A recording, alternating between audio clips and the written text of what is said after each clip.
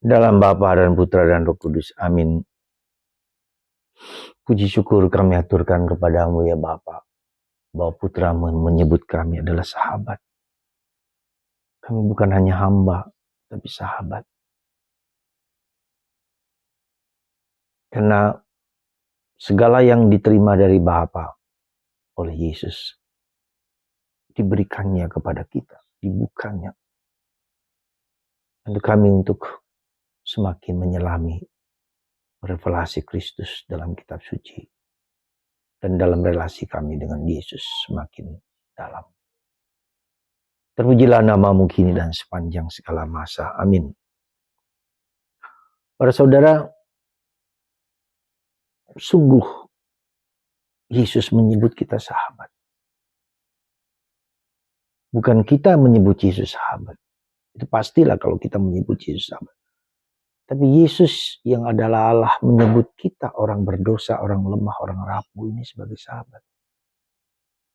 Dia membukakan rahasia keilahian revelasinya kepada kita manusia. Kepada orang yang percaya kepadanya. Kepada para rasul. Dan itu ditulis oleh para rasul. Pengalaman apa yang mereka terima dari Tuhan itu mereka tulis. Dan itu dibagikan kepada kita. Jadi kata sahabat ini sungguh merupakan sesuatu yang tanggung jawab besar, tapi juga suatu karunia. Saya bukan hamba, saya kan budak, tapi sahabat. Bahwa Tuhan mengerti kelemahanku, keberdosaanku, kerapuhanku, ketidakberdayaanku untuk menjalankan perintah Tuhan, perintah Yesus. Sungguh merupakan kegembiraan besar. Rahasia Tuhan itu diberikan kepadaku, kepada Anda juga. Untuk kita laksanakan, untuk kita jalankan dalam hidup kita kalau kita ingin bahagia. Dan kalau kita ingin menjalankan perintah Yesus untuk saling mencintai. Yesus mengatakan mencintai sesama yang dekat, yang cocok dengan kita gampang. Tapi mencintai musuh, mencintai orang yang membenci kita. Ketika kita melihat orang lain tidak cocok dengan kita, kita jauh, kita sebarkan gosip, kita iri, cemburu.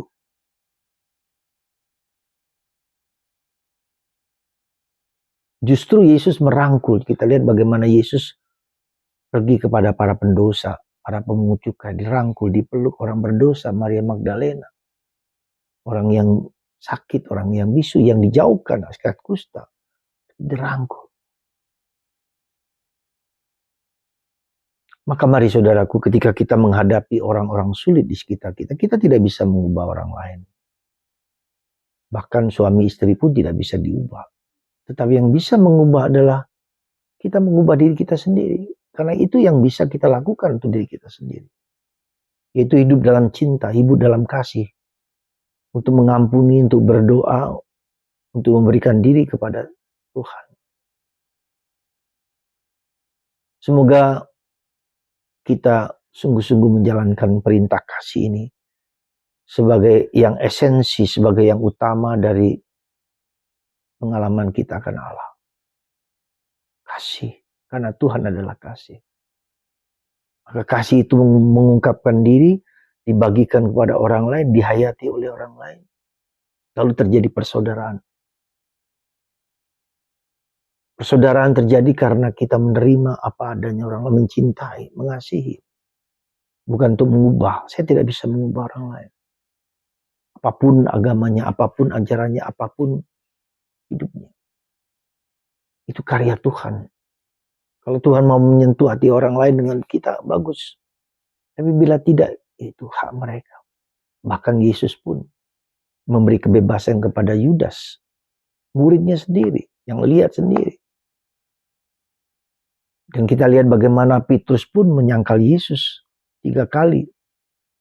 Tapi dia bertobat. kasih Tuhan tetap mengasihinya. Apakah engkau mencintai aku?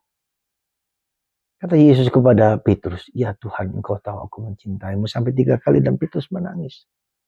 Pertanyaan yang sama, apakah engkau mencintai aku? Cintailah sesamaku, cintailah orang yang dekat denganmu. Cintailah musuh-musuh kita, cintailah siapa saja.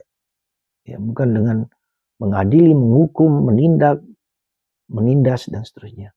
Semoga kita mengalami kasih Tuhan dalam hidup kita. Tuhan lebih dulu mencintai aku, kata Yesus, dan aku mencintai kamu.